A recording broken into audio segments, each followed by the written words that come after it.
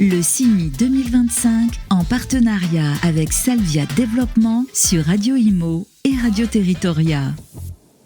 Et rebonjour à tous, on est toujours porte de Versailles pour le salon CIMI 2025. Le mercredi avance bien, il est 15h49. Aujourd'hui on va parler d'un partenariat historique et structurant dans le monde de l'immobilier, celui qui unit le réseau Procivis et Salvia Développement. Un partenariat, vous allez le voir, qui ne se limite pas à une relation seulement client-fournisseur, mais qui s'inscrit dans une logique de réseau, de co-construction et surtout de retour d'expérience partagée. Et pour en parler, j'ai le plaisir d'accueillir d'abord Charles Goulet. Rebonjour Charles. Bonjour Grégoire. Charles, vous êtes, je le rappelle, directeur des ventes pôle privé chez Salvia Développement. Merci encore d'être avec nous. Et puis à ma droite, Franck Petit. Bonjour Franck. Bonjour Grégoire. Merci d'être avec nous. Vous êtes directeur de la maîtrise d'ouvrage chez Procivis. Alors peut-être Charles, je vais commencer par vous. Avant de rentrer dans l'opérationnel, on va peut-être revenir à l'origine de ce partenariat. Partenariat entre Salvia et Procivis qui ne date pas d'hier. Est-ce que vous pouvez nous rappeler comment et surtout pourquoi est-ce qu'il est né ? Alors, moi je suis arrivé en l'occurrence en 2005, le partenariat existait déjà, donc ça fait maintenant plus de 20 ans. Concrètement, alors il y avait déjà une association d'un certain nombre de membres, alors ça ne s'appelait pas encore à l'époque Procivis, mais pour nous c'était l'APAL, donc l'association des promoteurs aménageurs lotisseurs. Et il se trouve que ces clients étaient équipés pour la plupart de notre solution historique qui s'appelait Salvia GRIMO. Et pour justement partager à la fois des expériences utilisateurs, les besoins qui pouvaient remonter du terrain, on avait créé ensemble un club informatique qui se réunissait régulièrement. Alors là, à l'époque, c'était en physique, effectivement. Et ça permettait effectivement d'échanger sur les bonnes pratiques, les attentes du réseau, les besoins d'évolution de notre solution. Et on est d'accord que c'est plus une logique de communauté d'utilisateurs au départ et pas simplement juste la vente d'un outil supplémentaire. Ah, tout à fait. Alors, il faut reconnaître que vendre c'est très bien, mais on va dire que bien utiliser un produit c'est encore mieux. Et donc là, le fait d'avoir effectivement ces premiers retours avec des échanges en plus très ouverts, très constructifs entre à la fois les membres de cette association et nous-mêmes, c'est une énorme valeur ajoutée pour faire évoluer notre produit. Franck, côté Procivis, qu'est-ce qui a motivé ce choix à l'époque ? À l'époque, c'est effectivement une association avant la création de Procivis qui date de 2008. Le réseau Procivis s'est constitué depuis 2008. Auparavant, on était sur des structures qui étaient organisées en association. Et comme le rappelait Charles, c'était les aménageurs, lotisseurs et promoteurs.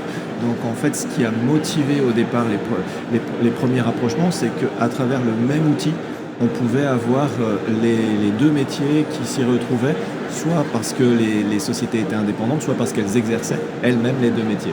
Et pourquoi est-ce que selon vous, ce partenariat il s'inscrit encore dans la durée aujourd'hui ? Il a traversé toutes ces années ? Alors il a traversé toutes les années, je pense que déjà à la base, parce qu'on s'évertue à ce qui traverse ces années. Et donc effectivement, les clubs informatiques sont devenus des clubs utilisateurs référents, internes dans lesquels on partage un certain nombre de retours d'expérience et qui nous permet, nous, d'avancer avec un partenaire qu'on sait être fiable et fidèle depuis des années ainsi, puisque effectivement un partenariat est durable que si les deux parties ont envie qu'il dure. Alors Franck, ce qui frappe quand on parle de Procivis, on connaît bien, c'est la diversité des activités du réseau. Est-ce que vous pouvez nous rappeler ce qui rend Procivis unique dans le paysage immobilier ? Alors il nous faudrait un certain nombre d'heures pour vous rappeler ce qui est unique. Il y a plein d'unicités, donc le seul acteur de l'immobilier résidentiel qui exerce tous les métiers, donc on évoque le neuf, mais c'est bien évidemment aussi les bailleurs sociaux, et c'est aussi l'un des sujets puisque Salvia, GRIMO et aujourd'hui SPO travaille avec les bailleurs sociaux et pour les bailleurs sociaux, mais on est évidemment syndic de copropriété, nous avons des foncières, des OFS, etc. C'est une première particularité. Et puis une autre encore, c'est que nous sommes organisés en groupe. Nous ne sommes pas organisés en groupe, mais nous sommes organisés en réseau capitalistique croisé entre un siège et des sociétés, avec un fonctionnement qui est mutualiste. Et je pourrais en rajouter d'autres. Ouais. Mais j'imagine en tout cas que quand on a cette diversité-là, il y a aussi une diversité dans les usages des outils. Effectivement. Donc, la diversité des métiers et une organisation tout simplement en réseau fait que chacun a une autonomie importante en termes d'outils et de pratiques. Et le fait d'avoir un même outil fait que chacun peut aussi s'inspirer de ce que fait l'autre. Et c'est aussi important de co-construire pour nous des relations avec un partenaire qui est capable d'échanger avec tout le monde, qui ont des métiers différents, promoteurs, aménageurs et bailleurs, et des pratiques différentes, voire des tailles et des organisations différentes. Charles, il y a une approche particulière face à ce type d'acteurs ?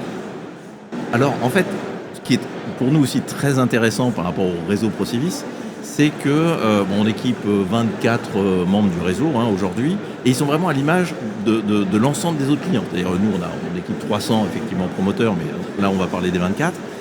C'est à la fois des tailles de structures très variées. Nous, en termes de configuration, pour faire simple, ça va de 3 à près de 200 utilisateurs. Donc il y a vraiment une multitude d'organisations intermédiaires, soit on va presque appeler ça des TPE, jusqu'à des grosses structures avec des organisations, des services comptables, du contrôle de gestion, des responsables de programme et autres.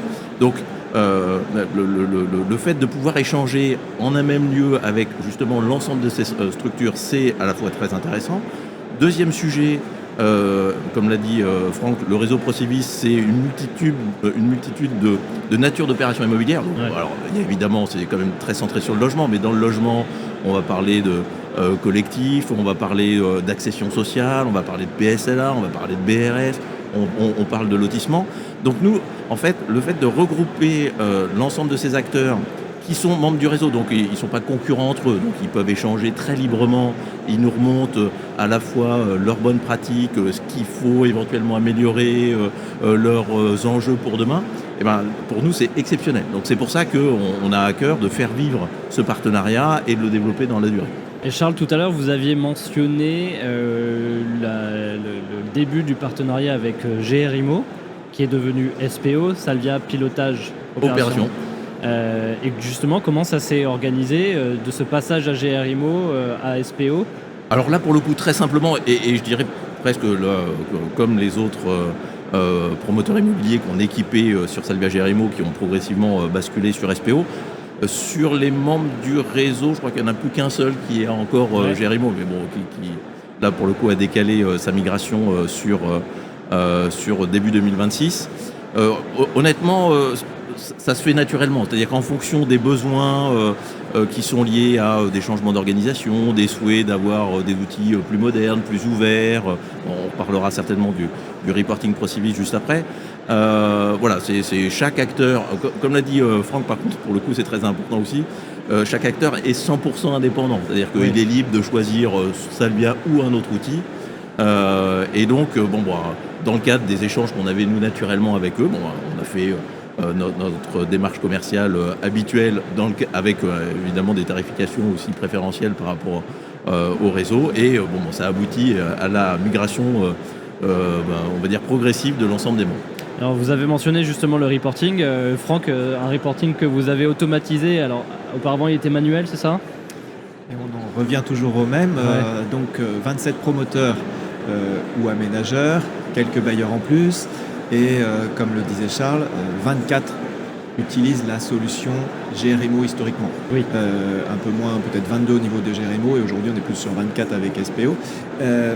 Mais évidemment, cette solution SPO, elle s'est inscrite naturellement dans la continuité et dans un cadre de partenariat qui a aussi une transparence. Ouais. Donc les premiers ateliers de co-construction, je m'en souviens Charles, s'appelait Vide ton sac, puisque faire basculer un réseau, c'est pas facile, hein. Faire basculer un réseau vers un outil qui finalement n'a plus grand chose à voir avec l'ancien outil, fait que, comme tout changement, ça nécessite des points. Et dans cet échange, c'est ce qui nous a permis, je pense, les uns et les autres, de se dire les choses en toute transparence, sans cet effet je dirais, de bras de fer qu'il peut y avoir entre un gros client qui aurait le même nombre de 600 ou 700 licences comme nous pouvons en avoir, qui pourrait mettre en face un poids en disant il faut absolument, sinon on va changer de prestataire, etc.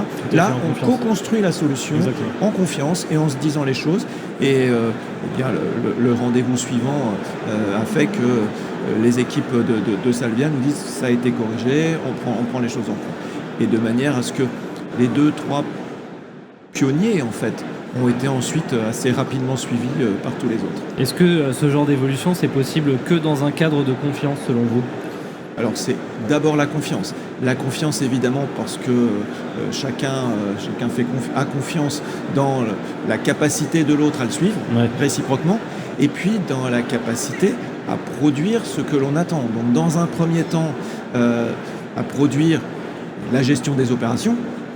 Et aujourd'hui, effectivement, nous, quand on était sur des GR-IMO où chacun pouvait ensuite ressaisir à la main dans nos propres outils, je viens à votre question, Grégoire, sur le reporting, aujourd'hui, cette confiance fait que tout fonctionne suffisamment bien pour qu'on puisse automatiser à travers SPO nos remontées d'informations. Et ça veut dire que quand on construit nous quelque chose qui n'existait pas il y a encore 2 ans, il faut qu'on ait une vraie confiance dans la capacité du partenaire à accompagner les 24. Parce que s'il y a un problème, c'est les 24 qui nous diront le reporting, ça ne marche pas et il faut qu'on ressaisisse à la main et tout ce qu'on a développé ne fonctionne pas. Donc ça ne peut se faire que sur la confiance aussi.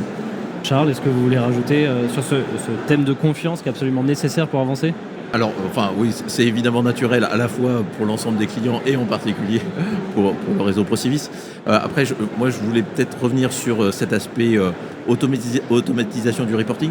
Je crois que c'est une des premières choses en 2005 quand je suis arrivé. Alors là, pour le coup, je découvrais à la fois l'immobilier, la PAL, etc. Et on m'a dit, il y a besoin de faire plein de reporting à la main, ça embête tous les acteurs. Alors c'était plutôt le service financier, les contrôleurs de gestion, le service commercial qui devait remonter les informations des réservations, des ventes, etc. Enfin, c'est vrai que c'est très important pour avoir une analyse de statistiques, mais pour les opérationnels qui saisissent des formulaires, en gros, c'est quand même pas hyper palpitant.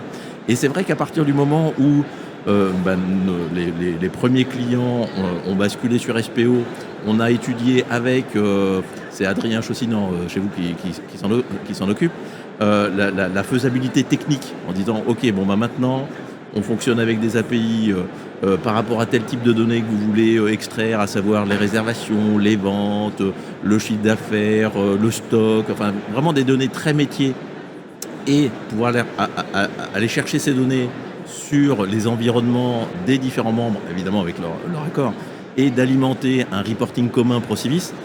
Eh bien, on a senti à la fois l'enthousiasme des personnes qui faisaient leur petit formulaire à la main. Là, ils se sont dit, ok, cette partie-là au moins, c'est réglé. Et puis, côté effectivement ProCivis, il y a un gain de temps très important. Et derrière, c'est surtout aussi la capacité du réseau à proposer des nouveaux services pour les membres du réseau. C'est-à-dire, effectivement, proposer des états dynamiques, des analyses, pouvoir se comparer facilement aux autres à partir de données qui sont quasiment mises à jour en temps réel. Voilà, c'est un vrai service réciproque. Nous, technologiquement, on permet, avec des API, cette récupération de données. Et derrière, le réseau, il vit, il se nourrit aussi plus facilement des outils qui sont mis en place chez les différents membres. Alors messieurs, un mot sur l'avenir quand même, parce que il y a quelques réformes qui arrivent, on en a parlé. Comment est-ce que ce partenariat ProCivis-Salvia, vous le projetez ? Alors, on le projette sur des travaux pour l'instant de facturation électronique, c'est les prochaines étapes. On a évidemment, toujours pour les mêmes raisons, potentiellement autant de solutions de facturation électronique que de membres de notre réseau, même si certaines se détachent. Et on va continuer justement de co-construire les solutions pour que l'outil métier puisse être compatible avec les différentes solutions de facturation électronique qui vont s'imposer. Peut-être demain on sera sur de l'IA, mais la dernière étape encore en cours qui n'est pas complètement achevée, c'est effectivement ce reporting. Et puis on s'associe les uns et les autres aussi entre mes collègues responsables financiers au siège de ProCivis mes autres collègues en région qui travaillent sur ces sujets de facturation et les équipes de Salvia sur des échanges communs. On s'invite aux réunions, on est en toute transparence sur les outils que nous utilisons, nos process, etc. Ça, c'est les prochaines étapes du partenariat. Parle. Alors, effectivement, concrètement, après, nous, il y a des réunions semestrielles où on invite les différents membres. Et au-delà de ce qu'a mentionné Franck, la capacité derrière à trouver des clients pilotes, parce que nous, à un moment, certes, on est éditeur de logiciels, on écoute nos clients, mais on n'est pas utilisateur, on n'est pas promoteur immobilier. Donc là, ce qui va être déterminant, c'est d'identifier des clients pilotes. Il y a toujours des clients qui sont moteurs pour avancer, on va dire, en avant-première sur telle ou telle évolution, sur telle ou telle nouvelle fonctionnalité ou nouveau service.